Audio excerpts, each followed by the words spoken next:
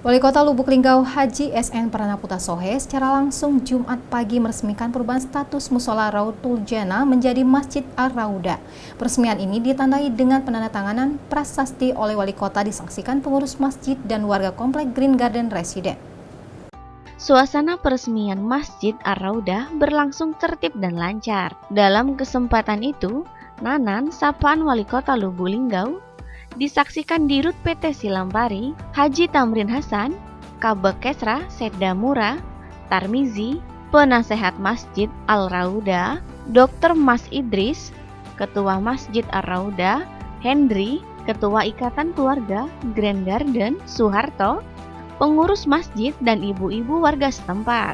Dalam kesempatan itu, Wako Nanan mengucapkan selamat atas berubahnya status musola menjadi masjid dan sangat mendukung sekali perubahan ini.